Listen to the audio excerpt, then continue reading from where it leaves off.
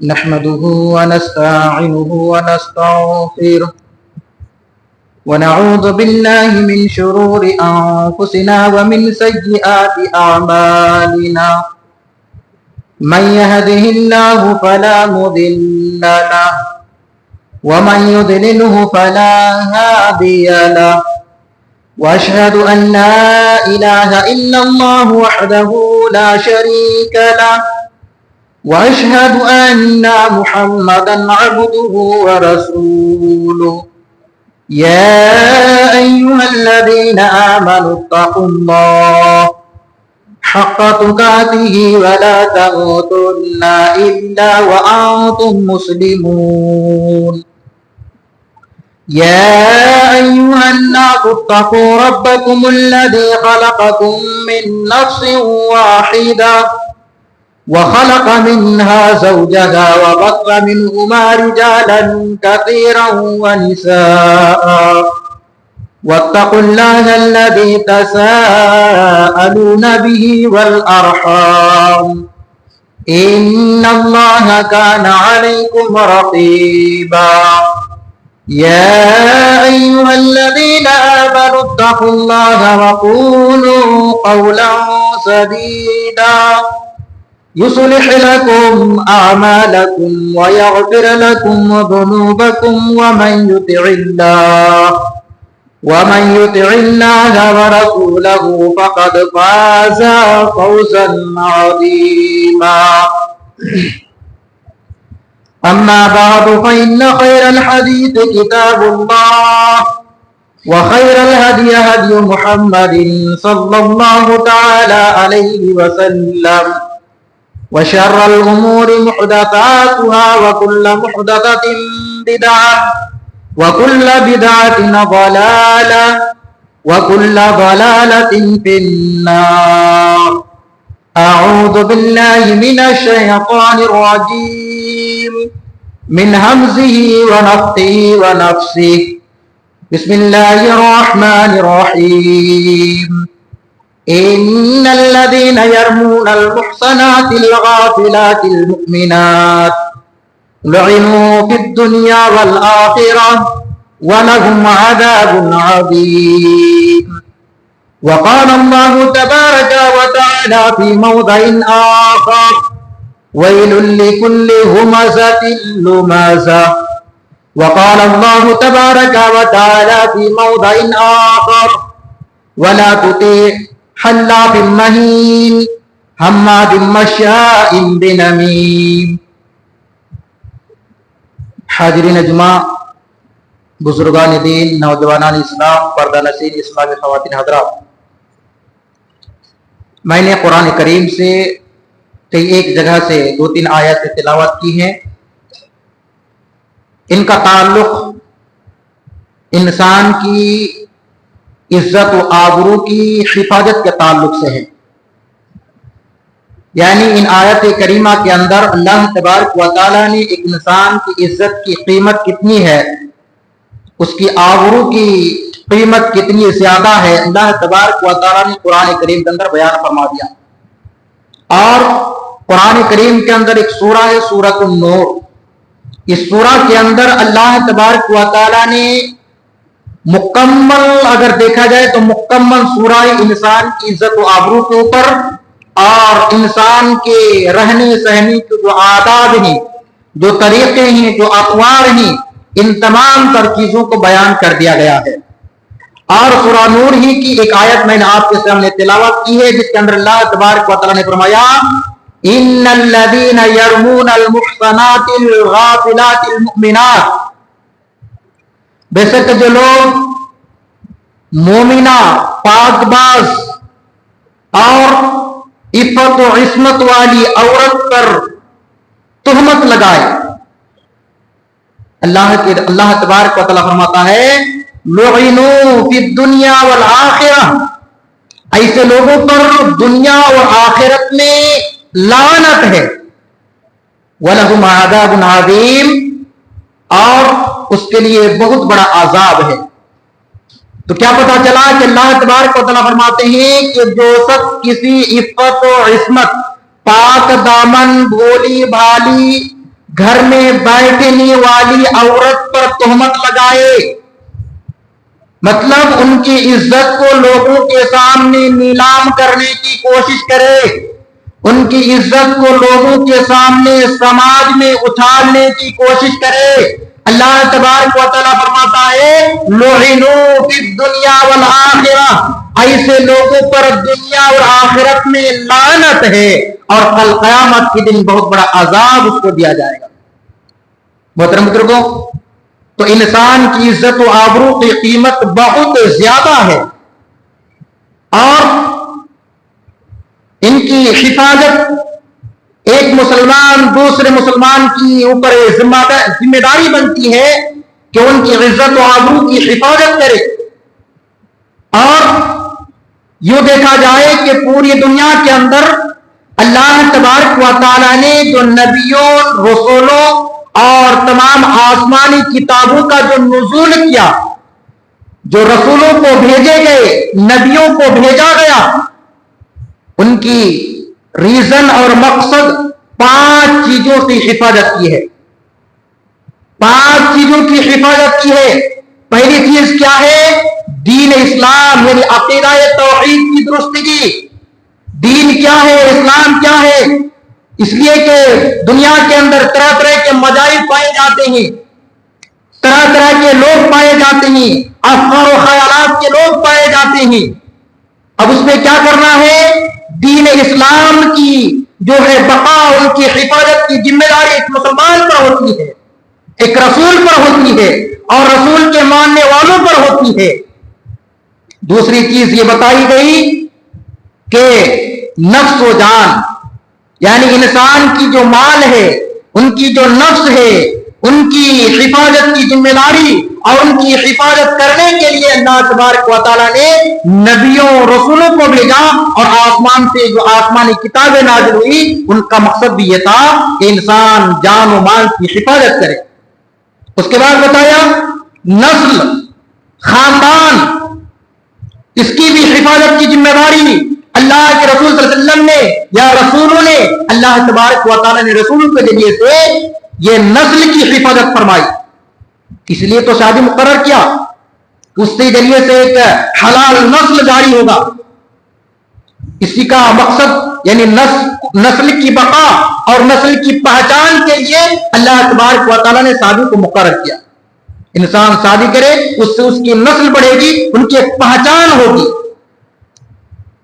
اس لیے زنا کے بارے میں ان کی لعنت، ان کے اوپر طرح طرح کے وعید، ان کے اوپر طرح طرح کے عذاب کے بارے میں ڈرایا ہے لوگوں کو۔ اس کے بعد فرمایا عقل کی حفاظت، اللہ تبارک و تعالیٰ نے رسولوں کو بھیجا، نبیوں کو بھیجا، آسمانی کتابیں نازل کی عقل کی حفاظت کے لیے۔ اس لیے کہ اگر انسان کی عقل خراب ہو جائے، ان کا دماغ بگڑ جائے، ان کا مائنڈ پرابلم ہو جائے تو پھر انسان جانور کی طرح بن جاتا ہے، ان کی حرکات و سکانات جانور کی طرح ہو جاتا ہے، ان کا بیٹھنا اٹھنا چلنا پھرنا کھانا پینا جانور کی طرح ہو جاتا ہے، کیونکہ ان کی عقل صحیح نہیں ہے، ان کا دماغ ٹھیک نہیں ہے۔ اس لیے تو شراب کو حرام قرار دیا گیا، بلکہ ہر ایسی چیز کو حرام قرار دیا گیا جس سے انسان کی عقل کے اوپر پربھاؤ پڑے یا ان کے عقل کے بگڑنے کا خدشہ ہو، اندیشہ ہو۔ ایسی تمام چیزوں کو کھانے پینے سے اسلام نے حرام قرار دیا گیا تاکہ انسان کی عقل صحیح سلامت رہے۔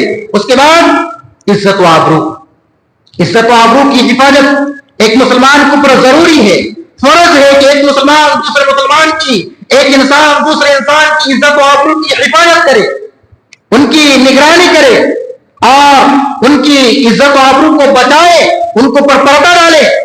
کیونکہ آپ سنے ہوں گے کہ جو انسان دنیا میں کسی انسان کی عزت کے اوپر پردہ ڈالتا ہے، یعنی کسی ایک برائی پر پردہ ڈالتا ہے، اللہ تبارک و تعالیٰ کل قیامت کے دن ان کے گناہوں پر پردہ ڈال دے گا، ان کے گناہوں کو لوگوں کے سامنے پیش نہیں کرے گا بلکہ پردہ ڈال دے گا، معاف کر کے ان کو جنت کے اندر داخل کر دے گا۔ تو ایک انسان کی عزت و آبرو کی حفاظت کی جو ہے قیمت کس قدر زیادہ ہے، کتنا زیادہ ہے۔ اسی طریقے سے اور ایک انسان کے برا ہونے کے لیے یہ چیز کافی ہے کہ بحسب امرئ من الشر ان يحقر اخاه، کہ انسان کے برا ہونے کے لیے یہی چیز کافی ہے کہ ایک انسان دوسرے انسان کو حقیر سمجھے. انسان کے برا ہونے کے لیے یا اس کے خراب ہونے کے لیے یہی چیز کافی ہے کہ وہ انسان دوسرے انسان کو حقیر سمجھے، کمتر سمجھے. اس لیے کوئی بھی انسان کسی کو حقیر نہ سمجھے، کوئی کسی کو کمتر نہ سمجھے. کوئی غریب ہے اس لیے اس کو حقیر نہ سمجھے، کوئی کالا ہے اس کی وجہ سے اس کو حقیر نہ سمجھے، کوئی جو ہے کسی غریب خاندان سے ہے اس لیے اس کو حقیر نہ سمجھے. انسان کے برا ہونے کے لیے، انسان کے خراب ہونے کی یا ان کے بدترین ہونے کی ایک علامت یہ ہے کہ وہ انسان دوسرے انسان کو حقیر سمجھتا ہے.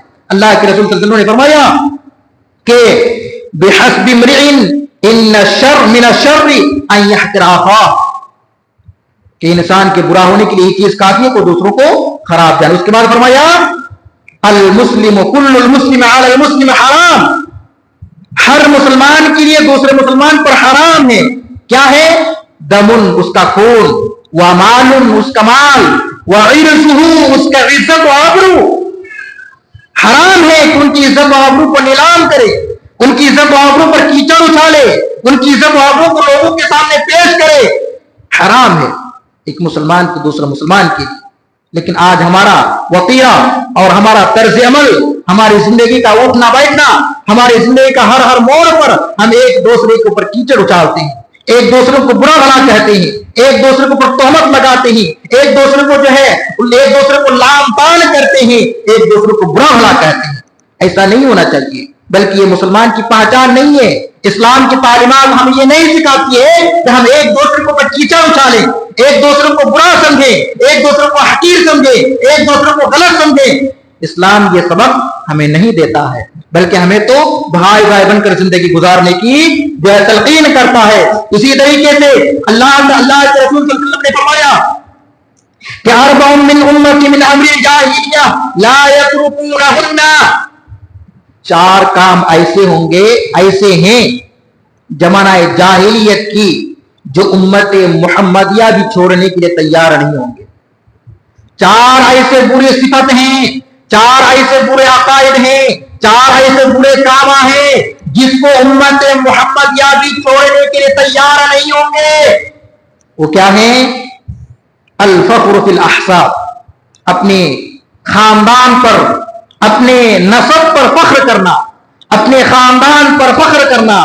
ہم تو فلاں خاندان سے، ہم تو پٹھان ہیں، ہم تو محمد ہیں، ہم تو جو ہے شیخ ہیں، اس طریقے سے خاندان پر فخر کرتے ہیں. تو یہ زمانہ جاہلیت کا کام ہے. اللہ کے نبی صلی اللہ علیہ وسلم نے فرمایا کہ چار کام ایسے ہوں گے، ان میں سے ایک یہ ہے کہ وہ اپنے خاندان پر فخر کریں گے. خاندان پر فخر کرنے میں مزہ آتا ہے، لیکن وہ خود کے جو ہے خود کیا کر رہا ہے ان کے بارے میں پتا نہیں ہے. بولتے ہمارا دادا مؤذن تھے، ہمارا دادا امام تھا، ہمارا باپ جو ہے مسجد کے پیشوا تھے، اور وہ جا کر کیا کرتا ہے؟ شراب کے اڈے میں پڑا رہتا ہے. وہ کیا کرتا ہے؟ جنا کے اڈے میں پڑا رہتا ہے. وہ کیا کرتا ہے؟ راستے میں چلتے ہوئے لڑکیوں کو گھورتا ہے. لیکن کیا کہتا ہے؟ ہمارا خاندان، ہمارا باپ دادا جو ہے مسجد کے پیشوا تھے، امام تھے، مصلی تھے، مؤذن تھے، طرح طرح کی باتیں کرتے ہیں، لیکن وہ خود بگڑا ہوا ہے. تو خاندان کی وجہ سے کسی کی عزت نہیں بڑھ جاتی، بلکہ اللہ تبارک و تعالیٰ کے نزدیک جو پہچان ہوتی ہے وہ تقویٰ کی ہوتی ہے. اللہ کی نظر میں سب سے بہتر وہ ہے جو تقویٰ کے اعتبار سب سے زیادہ بہتر ہوں، جو سب سے زیادہ اللہ سے ڈرنے والے ہوں، وہ اللہ کی نظر میں سب سے زیادہ اچھا ہے. لیکن آج ہم کیا کرتے ہیں؟ ہم خود عمل نہیں کرتے، لیکن ہمارا جو ہے رویہ، ہمارا وتیرہ، ہمارا طور طریقہ اپنے خاندان کو فخر کرنے میں لگے رہتے ہیں.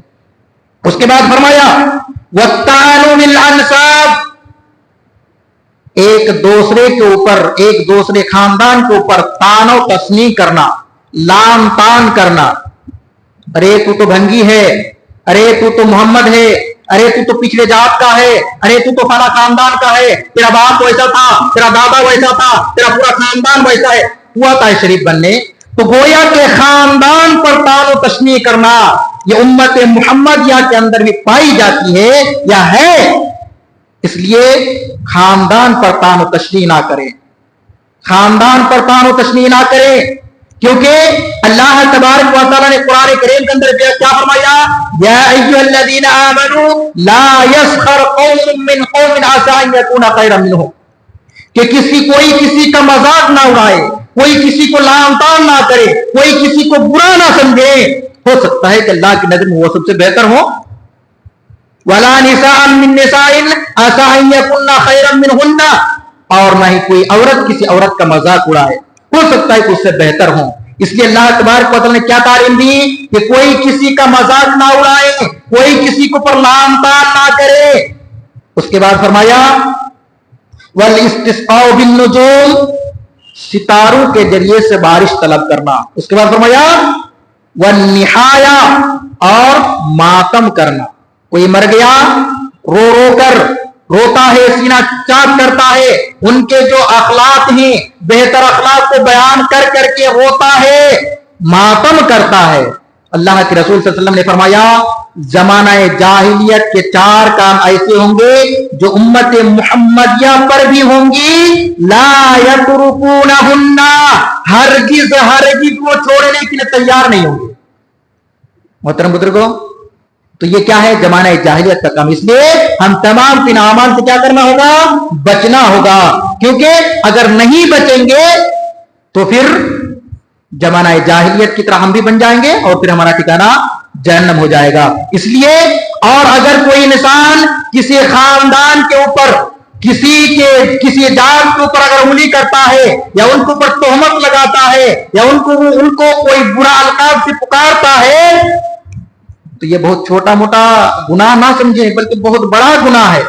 اگر آپ نے کسی خاندان کے اوپر تہمت لگائی، ارے جا تو فلاں خاندان کا لڑکا ہے، فلاں خاندان سے تو تعلق رکھتا ہے، تیرا خاندان ویسا تھا، مثال کے طور پر اپنے شیخ کو بدنام کیا۔ اب شیخ میں کتنے لوگ ہیں؟ شیخ کے اندر پورے کے پورے تو خراب نہیں ہے، کل قیامت کے دن وہ تمام کے تمام لوگ آ کر کے آپ کے گریبان کو پکڑیں گے اور کہیں گے کہ تو نے میرے اوپر تہمت لگائی، اس کو ثابت کر۔ محترم بزرگوں، اس لیے کوئی کسی خاندان کے اوپر لعن طعن نہ کرے، کسی کے اوپر تہمت نہ لگائے۔ اسی طریقے سے کسی کے اوپر تہمت لگانا، آروپ لگانا، یہ کتنا بڑا گناہ ہے معلوم؟ زنا سے بھی بڑا گناہ ہے۔ اگر دیکھا جائے تو زنا سے بھی بڑا گناہ ہے، کیونکہ زنا کا جو حد ہے وہ کیا ہے؟ اگر کوئی غیر شادی شدہ لڑکا یا لڑکی زنا کر لے تو ان کا سزا کیا ہے؟ 100 کوڑا مارا جائے، جو اسلامی حد ہے، 100 کوڑا مارا جائے۔ لیکن اگر کسی نے کسی کے اوپر تہمت لگائی اور گواہ پیش نہ کر سکا، 4 گواہ، دیکھیے کسی کی عزت و آبرو کی حفاظت کی قیمت کتنا زیادہ ہے، اللہ کی نظر میں انسان کی عزت و آبرو کی جو ہے اہمیت کتنا زیادہ ہے کہ ایک انسان اگر زنا کر لے غیر شادی شدہ اس کو 100 کوڑا مارا جائے گا، لیکن اگر کوئی کسی کو پر تہمت لگائے اور 4 گواہ پیش نہ کر سکے 80 کوڑا مارا جائے گا، اس کو 80 کوڑا لگایا جائے گا، 20 کوڑا کم ہے۔ اور اس کے بعد کیا فرمایا؟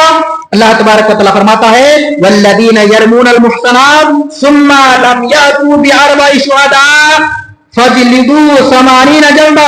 جب کوئی پاک دامن عورت پر تہمت لگائے، لم یأتوا بأربع شہداء، 4 گواہ پیش نہ کر سکے، فجلدوا 80 جلدہ، اسے 80 کوڑا مارو، اسے 80 کوڑا مارو۔ اس کو فرمایا ولا تقبل لهم شہادۃ ابدا، اس کی کبھی بھی گواہی قبول نہیں کی جائے گی، ان کی کوئی بھی بات قبول نہیں کی جائے گی۔ مثال کے طور پر ایک آدمی نے کسی کے اوپر تہمت لگایا تھا لیکن 4 گواہ پیش نہ کر سکا، اب اگر وہ انسان کہے کہ میں نے عید کا چاند دیکھا، ان کی بات نہیں مانی جائے گی، ان کی بات نہیں مانی جائے گی، ان کی گواہ قبول نہیں کی جائے گی۔ اس کے بعد فرمایا وَأُولَئِكَ هُمُ الْفَاسِقُونَ، اور یہ فاسق و فاجر لوگ ہیں۔ تو जिना अगर कोई करता है तो उसको 100 पड़ा, बस खत्म हो गया, उसका मामला खत्म। लेकिन अगर कोई तोहमत लगाए, 4 गवाह पेश ना कर सके, उनके लिए 3 सजा बताया। क्या बताया? सबसे पहले तो 80 कोड़ा लगाओ। दूसरी बात, उनकी शहादत कभी कबूल ना करो। तीसरी बात, ऐसे लोग फासिक व फाजिर लोग हैं, यही लोग समाज के सबसे बुरे लोग हैं। तो समझ में आता है बात कितना ज्यादा खतरनाक है किसी को पर तोहमत लगाना, किसी की इज्जत और आबरू को नीलाम करना, किसी की इज्जत और आबरू को लोगों के सामने पेश करना, समाज और मुआशरे में उनकी इज्जत और आबरू को नीलाम करना कितना बड़ा गुनाह है। 3 सजा उनके लिए है। मोहतरम बुजुर्गों, तो एक इंसान की इज्जत और आबरू की कीमत किस कदर ज्यादा है। अगर देखा जाए, अल्लाह के नबी सल्लल्लाहु अलैहि वसल्लम ने फरमाया, खाना काबा को खिताब करते हुए कहते हैं कि तुझसे भी ज्यादा एक इंसान की इज्जत आबरू की अहमियत ज्यादा है। मोहतरम बुजुर्गों, गौर करने का मकाम है। एक इंसान की इज्जत आबरू की हुर्मत एक खाना काबी की हुर्मत से भी ज्यादा है। इसलिए कोई भी किसी का ऐब जोई ना करे, किसी के टोह में ना लगे, किसी को पर लान तान ना करे, किसी को बुरा भला ना कहे, क्योंकि अल्लाह तबारक व तआला ने फरमाया, वैलुल लिकुल्लि हुमाज़तिन लुमाज़ा, ऐब जोई करने वाला, गीबत करने वाला, उनके लिए क्या है? वाइल है, दर्दनाक अज़ाब है जहन्नम के अंदर। वाइल जहन्नम के सबसे नीचे ग्रह को कहा जाता है। मोहतरम बुजुर्गों, गीबत करने की वजह से, चुगली करने की वजह से, एक दूसरों को जो है इज्जत आबरू को नीलाम करने की वजह से उनको जहन्नम के अंदर, वाइल नामी जहन्नम, उसको डाला जाएगा। मोहतरम बुजुर्गों, तो कितना बड़ा गुनाह है। मोहतरम बुजुर्गों, गौर करने का मकाम है। एक वाकया आपको सामने पेश करता हूं, गौर से सुनने की कोशिश कीजिएगा। हजरत उमर रज़ी अल्लाह तआला अन्हु के सामने 4 आदमी आए। किसी के ऊपर उन्होंने तोहमत लगाया था और वो तोहमत डाउट था, शक के बुनियाद पर लगाया गया था। हजरत उमर रज़ी अल्लाह तआला अन्हु के सामने पेश किया गया। वो 3 आदमी आए और कहा कि फला ने जिना किया है, जिना का तोहमत लगाया था उसके ऊपर। तो उनके साथ हजरत उमर रज़ी अल्लाह तआला अन्हु के सामने 3 आदमी आए और कहा कि उन्होंने जिना किया। उसे कहा कि और एक गवाह लाओ, क्योंकि किसी के ऊपर तोहमत लगाने की गवाह 4 गवाह पेश किए जाते हैं। जब तक तुम 4 गवाह नहीं लाओगे, उनके ऊपर हद नहीं लागू किया जाएगा, बल्कि अगर नहीं लाओगे तुम्हारे ऊपर हद लागू किया जाएगा। उन्होंने वो 4 गवाह पेश ना कर सका। हजरत उमर रज़ी अल्लाह तआला ने 3 को जो है 80 कोड़े लगाए। मोहतरम बुजुर्गों, आमतौर पर कोई भी किसी की बात को गवाही के लिए 2 गवाह काफी है, 2 गवाह काफी है। लेकिन जब इज्जत और आबरू की बात आए, तोहमत की बात आए, तो अल्लाह तबारक व तआला ने कहा 4 गवाह पेश करो। अगर 4 गवाह पेश ना कर सके तो उनके ऊपर हद लागू किया जाएगा। मोहतरम बुजुर्गों, तो पता चला कि इंसान की इज्जत और आबरू की कीमत कितना ज्यादा है, उनकी अहमियत अल्लाह की नजर में कितना ज्यादा है कि आमतौर पर 2 गवाह काफी है। हर मामले में 2 गवाह काफी है, लेकिन अगर किसी को तोहमत लगाए तो 4 गवाह का होना जरूरी है। इसी तरीके से इज्जत और आबरू की अहमियत किस कदर ज्यादा है, उनका मकाम अल्लाह की नजर में, अल्लाह के रसूल के मकाम नजर में कितना ज्यादा है। अल्लाह तबारक व तआला ने कुरान करीम के अंदर फरमाता है कि वला तुती कुल्ल हल्लाफिन महीन, के हकीर और सबसे ज्यादा कसम खाने वाले की इत्तेबा ना करो। हम्मादिम मश्शाइन बिनमीम, जो चुगली करने वाला है, जो गीबत करने वाला है, ऐसे लोगों की जो है इताअत ना करो, उनकी लोगों की पैरवी ना करो, ऐसे लोगों की बात ना मानो। मोहतरम बुजुर्गों, तो पता चला कि एक दूसरे की गीबत करना, एक दूसरे की ऐब जोई करना, एक दूसरे की ऐब की टोह में लगना, एक दूसरे की कमी को बयान करने के लिए, कमी को ढूंढने के लिए टोह में लगना, उनके पीछे पड़ना, शरीयत ने उसके कत्ती तौर पर मना किया है। हर हाल में उसको हराम करार दिया गया है।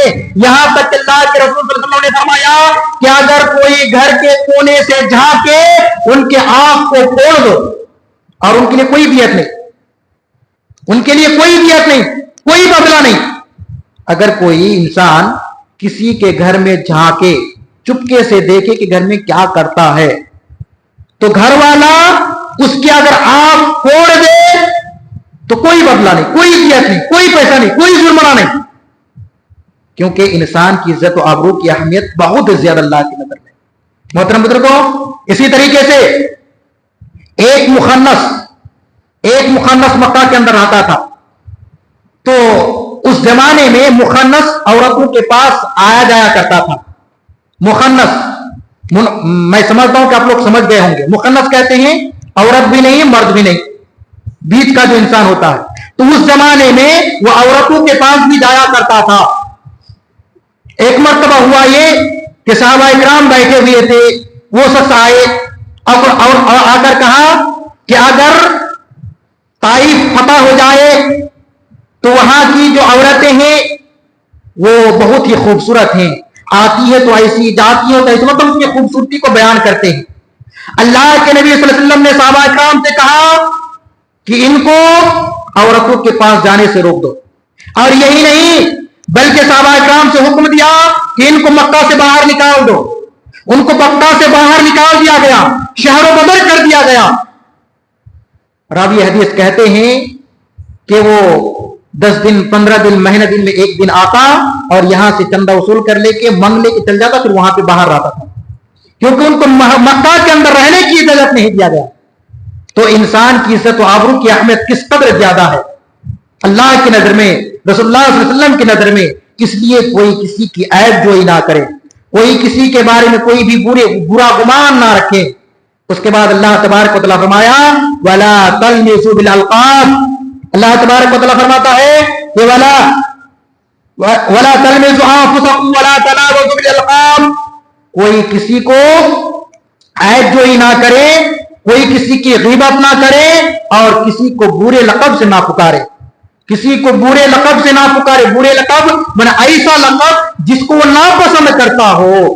मिसाल के तौर पर कोई काला इंसान है, अल्लाह ने उसको काला बनाया, रंग के एतबार से वो काला है, तो लोग उसे क्या कहते हैं, कालू। ए कालू इधर आ, ए कालू तू कहां जाता है। कोई अगर नाटा है, कद के छोटे हैं, गिड्डा है, ए गिड्डा तू कहां जाता है।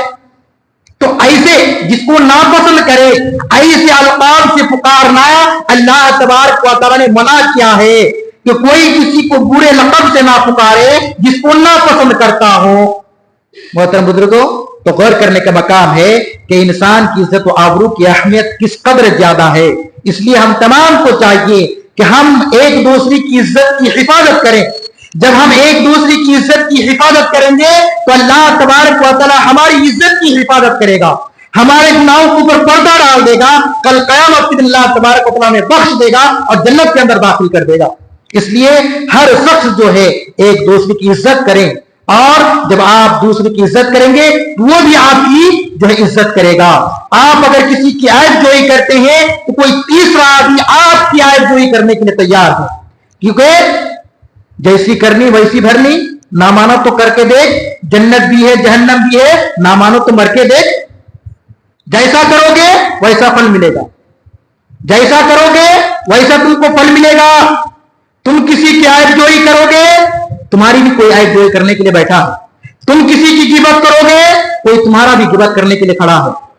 किसी की तुम जो है ऐब को तलाश करने की कोशिश करोगे, तुम्हारे दिल की भी कोई है जिसकी ऐब, जो तुम्हारे ऐब जो तलाश करने के लिए खड़ा है। इसलिए हर शख्स जो है, हर एक इंसान की जिम्मेदारी है कि वो एक दूसरे की हिफाजत करे, एक दूसरे के माल की हिफाजत करे, एक दूसरे की खून की हिफाजत करे, एक दूसरे की इज्जत और आबरू की हिफाजत करे।